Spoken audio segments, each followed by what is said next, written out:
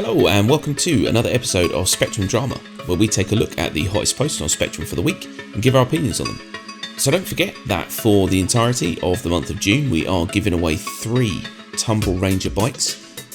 So if you want to be in with a chance to win one of those, all you need to do is pop a comment in this and every video in the month of June, and just append your comment with either TR, RC, or if you're not bothered which one you get, TRRC. And that gives me a clue as to what you want. So good luck to everyone, and let's get started.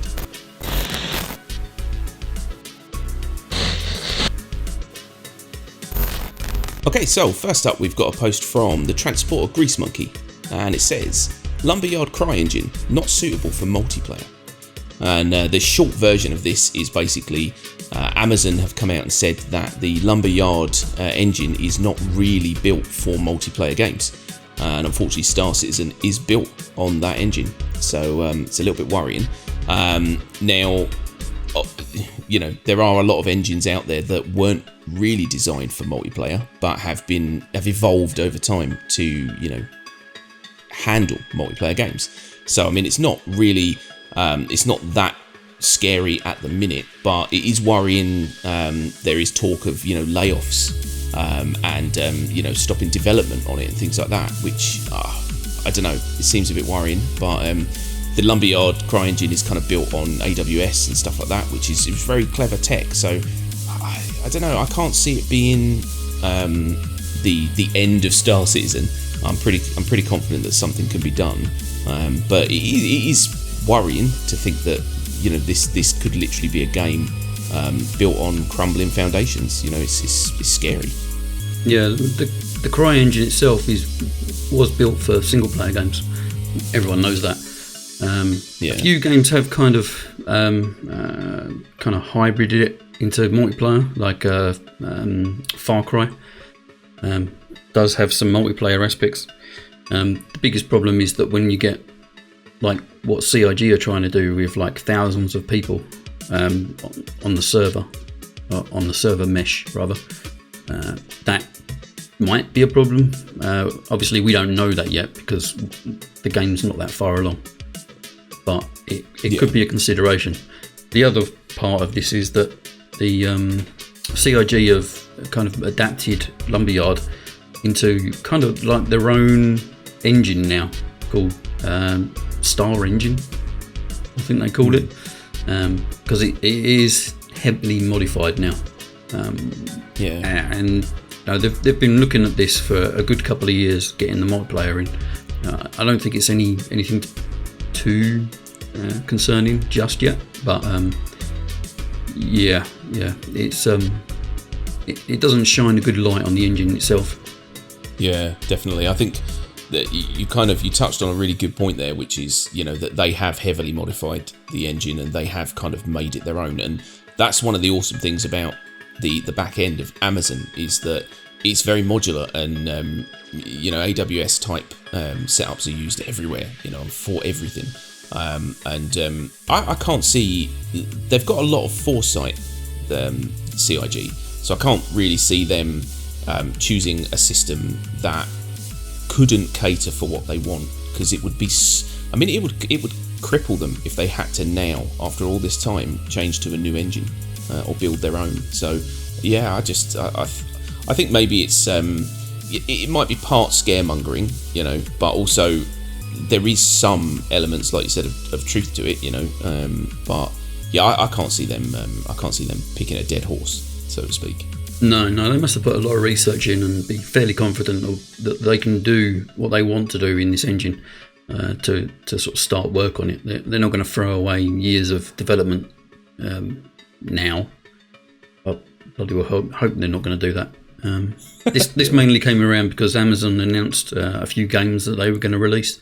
I think they were developing in-house, but I think 2 of the games have now been cancelled due to whatever problems they've had with it, and then this article's come out that they're having trouble with the multiplayer aspect.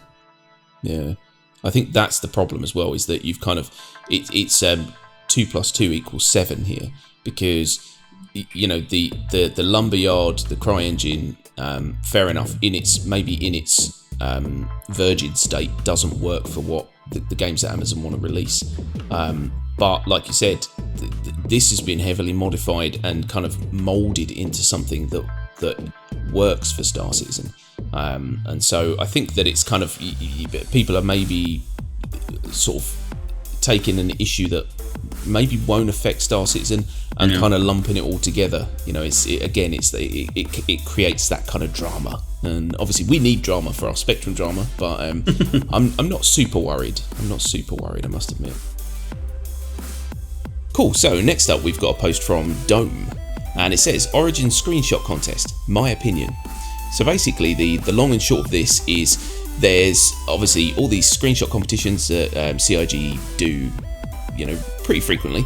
But over the past, say, 5 or so contests, it's pretty much been the same dude winning every time.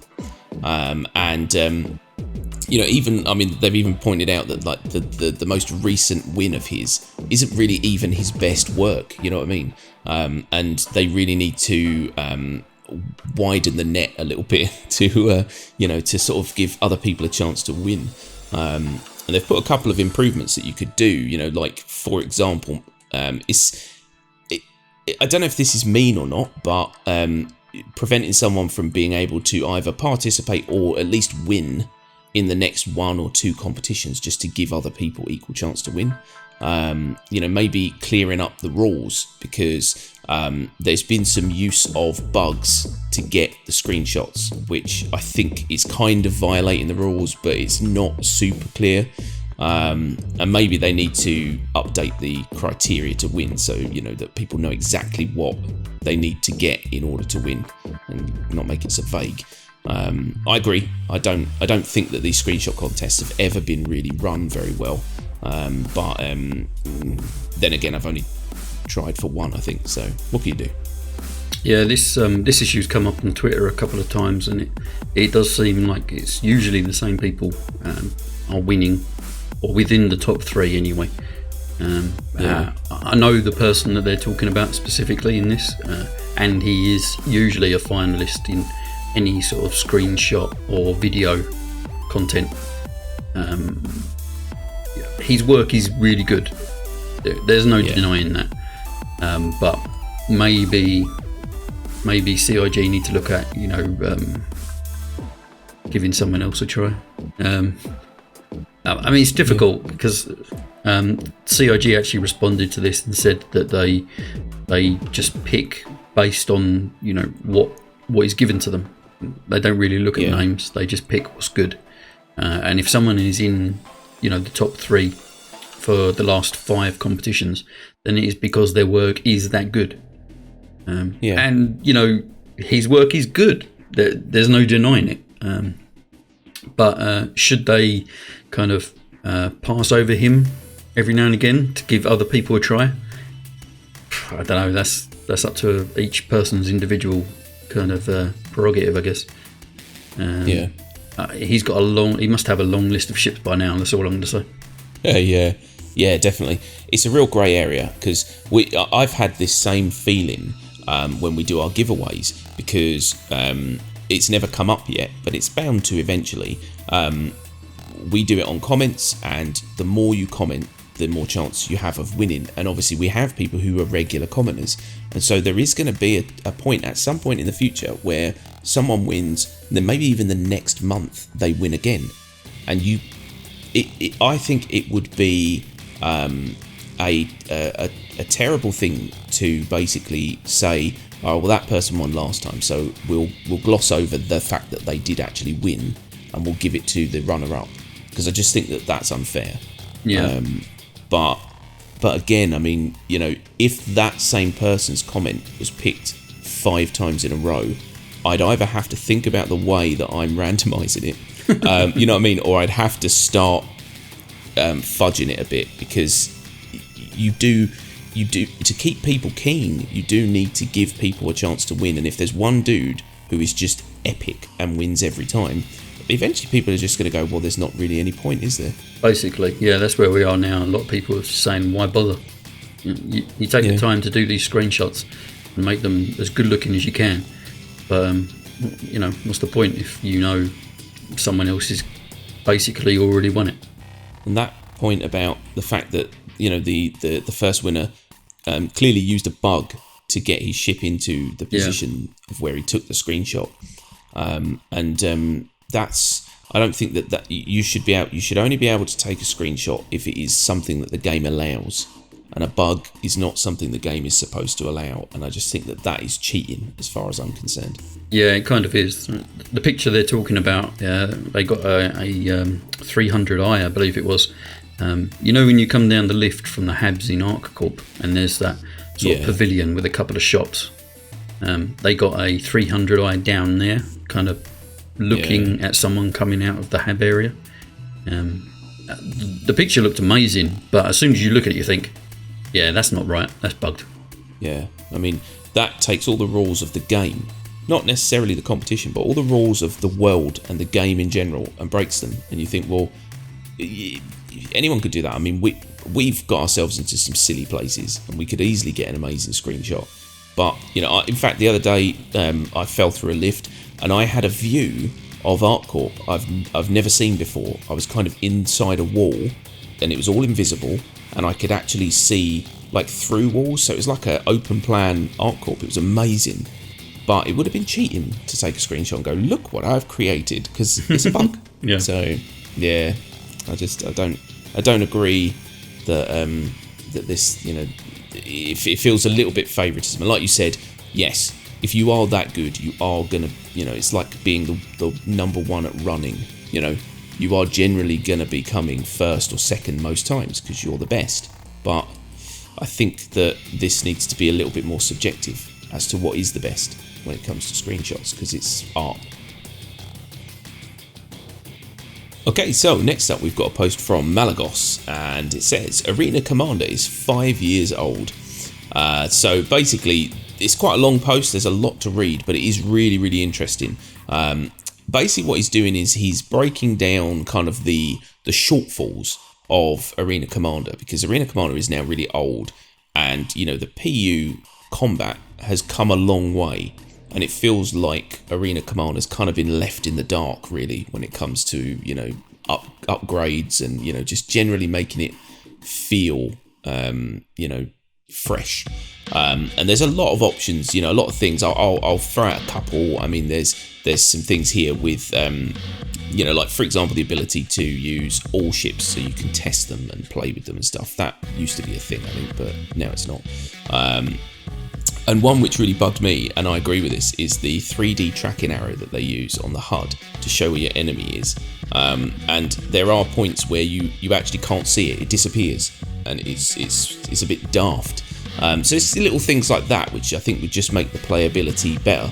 I don't play enough Arena Commander, to be honest. I think you play a lot more Arena Commander than me. I think most of your footage is Arena Commander, so you must spend some time in there. Do you agree with like his points, or do you find that this is maybe trying to flog a dead horse kind of thing? Yeah, he's got a point on basically all of them. A lot of these are to do with kind of the HUD issues, which aren't just localized to Arena Commander, it's just basically the game as a whole. We know there's some HUD reworks coming, so hopefully a couple of these will get knocked off pretty quick. Availability of ships and weapons is a tricky one. Mostly the subscribers have been calling to get rid of Wreck, because it's kind of useless for the majority of people. And for us subscribers that have been going with it for a while, we've got a large amount of Wreck and basically no use for it. It's a completely useless perk for us. So they've been calling to get rid of that for a long time. Should they make all ships and weapons available in Arena Commander? I mean, yes, that would be good for testing purposes, and there's no real reason not to. I can't actually think of a reason not to do it. No, I mean the only reason I could think maybe is the only way to do it would be to have to actually keep it a separate game, and you actually have to work your way up to ships. So the better you are, do you know what I mean? Like, so you can unlock ships, kind of thing. So you That's the only way I accumulate can see points, that and working. as you like level up, you unlock a new ship type thing. Yeah, exactly. That could be an interesting thing. Yeah. Yeah, but it's either that or just give everyone ships. But you know, if you've got someone who goes into Arena Commander with an Aurora because that's all they could afford, and then you've got other people going in there with, you know, scarier beasts, it's a bit mean, I think. Yeah, and that's one of the problems with Arena Commander, the multiplayer.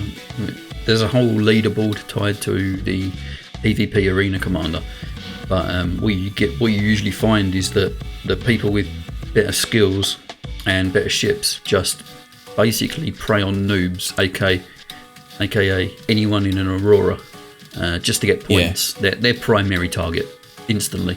And they get wrecked really quick.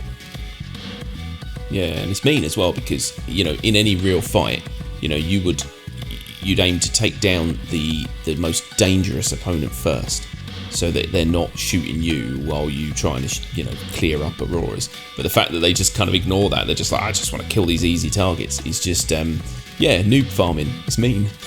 Yeah, the points should be kind of assigned based on what ship, or maybe even if there was that sort of rank mechanic that you just mentioned.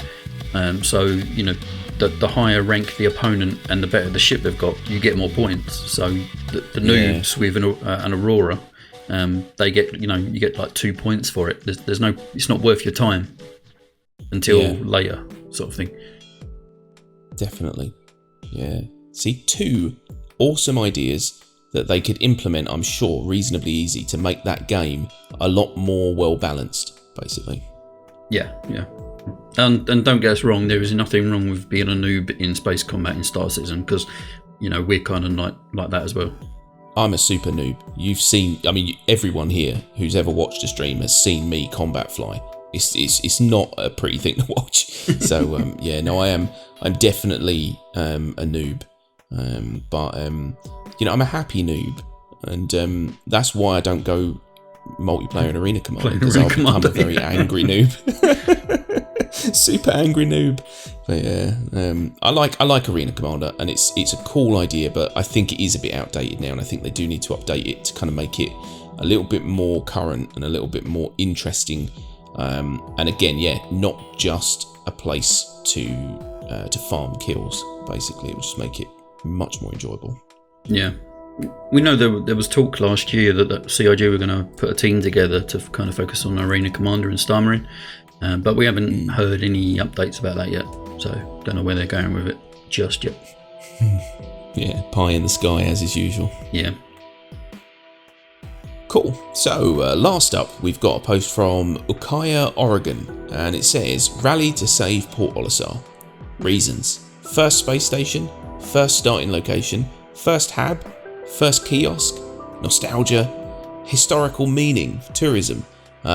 Basically, in light of these new station models, there's fear that obviously Port Olisar eventually is going to get retired, either updated to a newer version, or completely retired and disappeared. And I have to agree that it would be a massive shame, because it is such a central part of everyone's life in Star Citizen. You know, there hasn't been a person who has come into this game and hasn't spent a large portion of time just running around in it and stuff. So I mean, it's kind of like if someone tore down your childhood home, you're gonna have feelings about it. So I hope they don't get rid of it. That would make me sad. Yeah, I kind of think that Port Olisar's days are numbered now. For anyone that's not aware and hasn't seen the leaked screenshots, 3.6 looks like it's coming with some new updated space stations across all the rest stops. So we'll probably see, well, it doesn't look like they're going to be doing that to Port Olisar just yet, but with the Crusader landing zone, which is called Orison, I think it was. The city in the clouds. Is there any reason to keep Olisar there? You're going to have this new landing zone just on on the outskirts of Crusader, the gas planet itself. So Yeah. we don't really need Port Olisar there anymore. But yeah, No. it would be kind of a shame to lose it, because it's it's been a big part of our PU gameplay for years. Years, yeah. It does seem like it does seem pointless to keep it when Orison's there, and because again, I mean, it's not like it would make sense if you had Olisar on the outskirts and then something on the ground, but that isn't going to be the case. I mean, you're barely going to have to go through atmosphere, so it doesn't really make any difference to have a station outside.